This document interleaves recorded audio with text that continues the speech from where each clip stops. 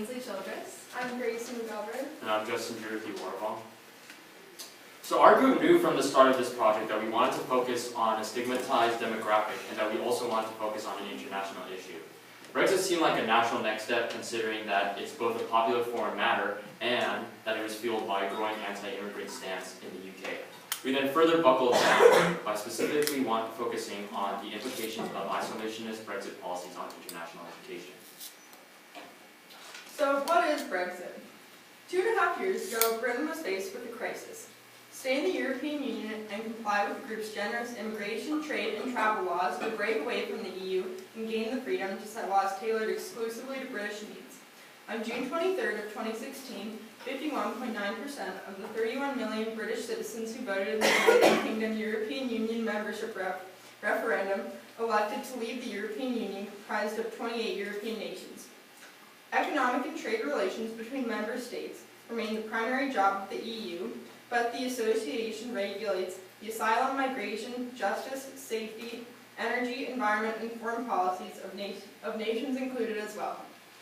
The EU Parliament, the only parliamentary system of the EU, states that the EU is competent to lay down the conditions governing entry into and legal residence in a member state, including for the purposes of family reunification for third country nationals.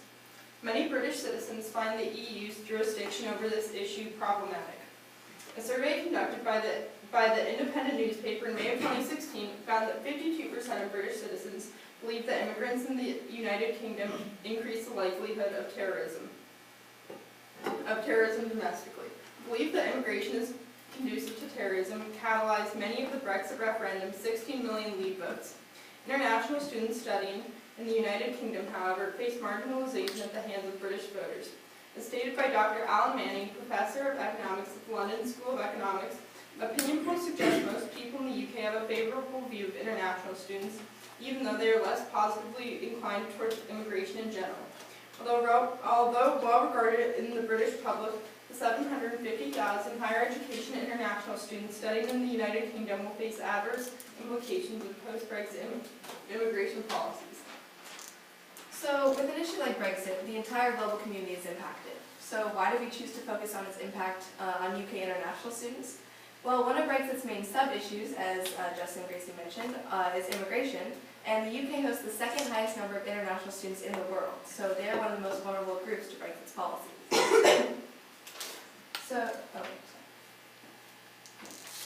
The biggest disclaimer our group should make is that Brexit has not happened yet. Everything that we talk about in these slides is very thoroughly researched and calculated speculation, but still not reality. Brexit is set to be in motion on March 29th, 2019. We also decided to solely focus on students involved in the UK's higher education programs, which is essentially just universities and colleges. And the final clarification that we want to make is that when we refer to students as international, we're talking about students from both the EU and from countries outside that region. So we researched three main perspectives, which were academic, economic, and political. So let's start with the academic lens.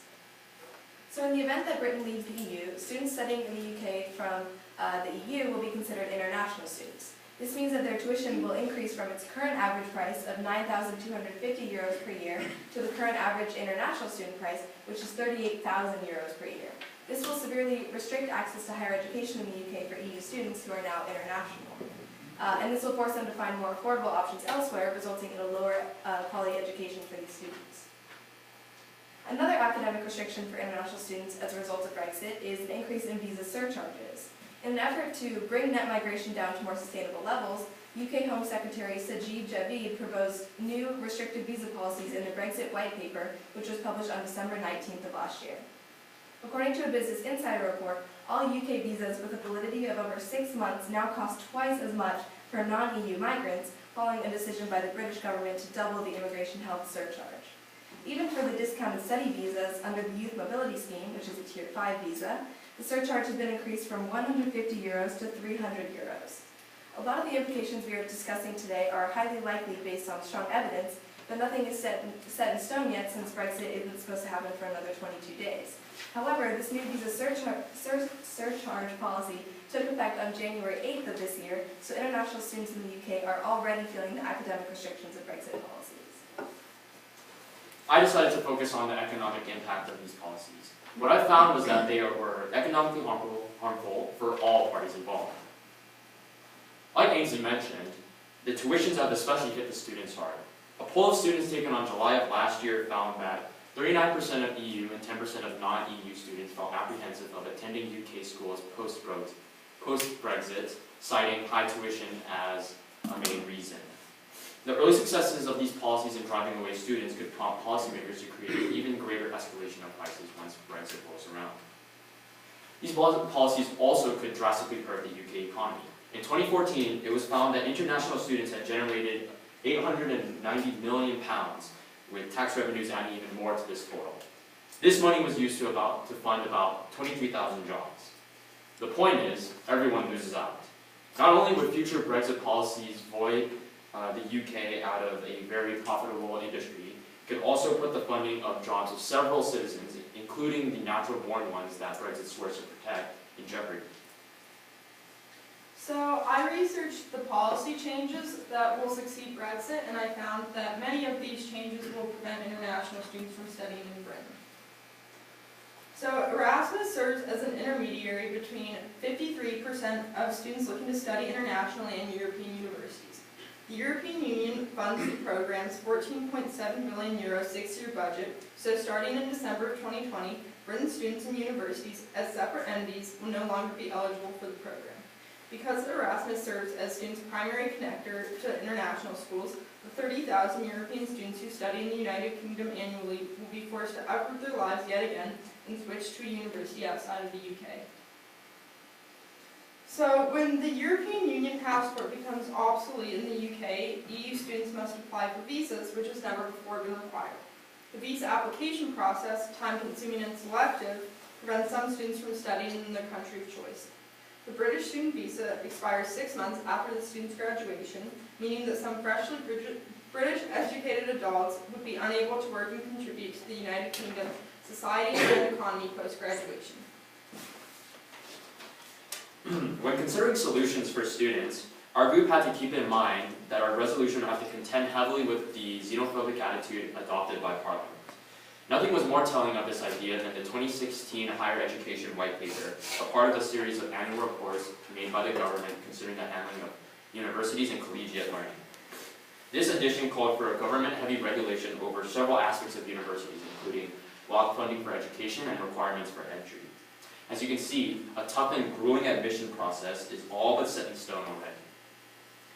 One solution that our group encountered in our research was the idea of university sectors.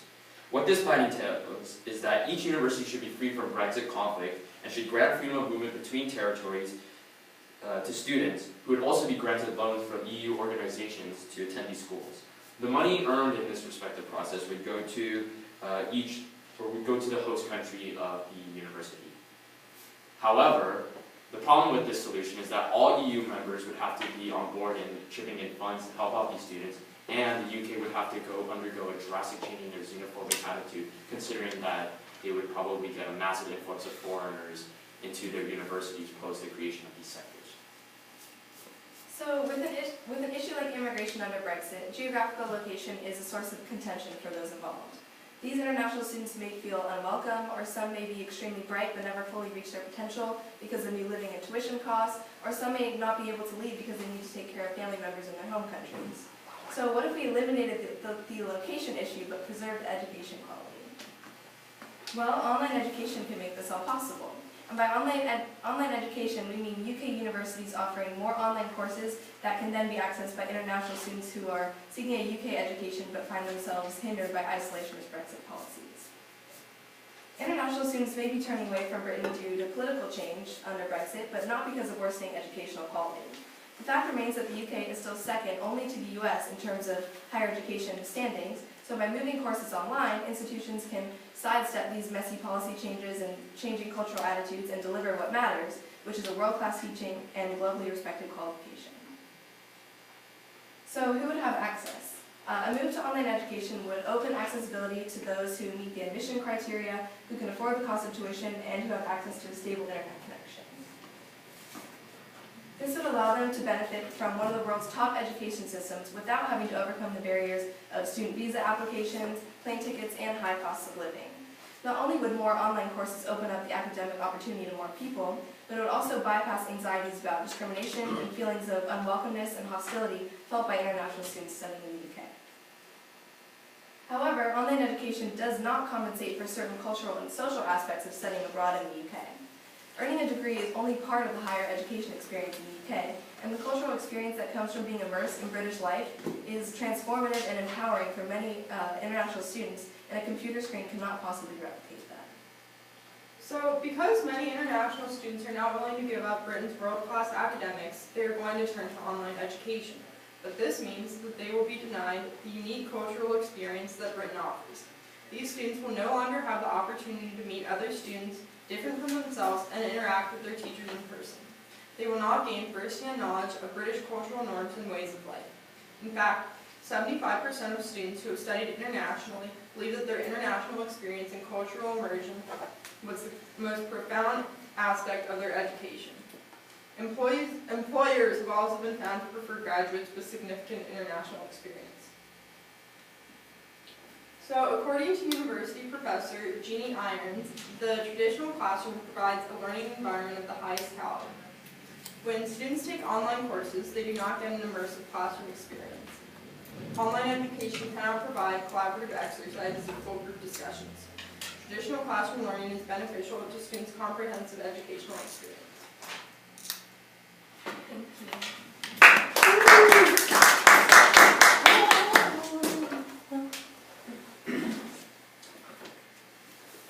Thank you. The first one's for you, Gracie. Describe an argument from one of your peers' individual reports that made you think differently about your team's solution or conclusion.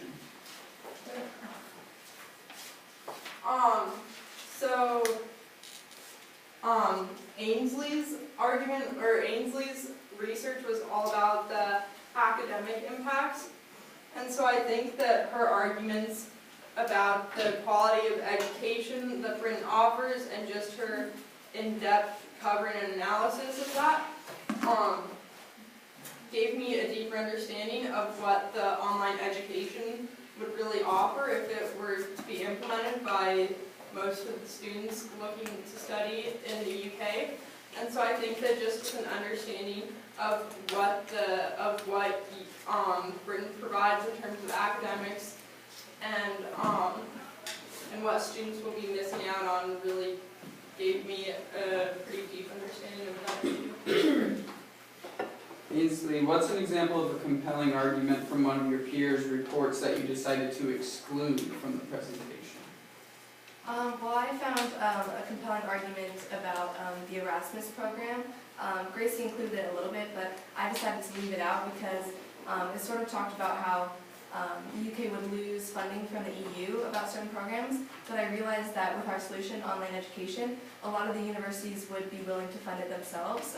There was actually a poll by the QS enrollment solution, and over the next 10 years, universities in the UK are actually saving up to fund these online courses. So it sort of doesn't matter that the UK will be losing funding from the EU because they have it themselves already. And lastly, Justin, what's an adjustment to the team norms that you would make given reflecting on this project? One thing I think we could have done better was practice and communicate on the slides at an earlier time. The deadline for switching over from the individual research report to the team presentation really creeped up on us, and so we ended up having to plan a lot of work during this week, and it was very stressful. But I think we were able to handle it well. But I just think in the future it would be a lot better for our mental health and for practice sake and reviewing sake to just start at an earlier time. Excellent.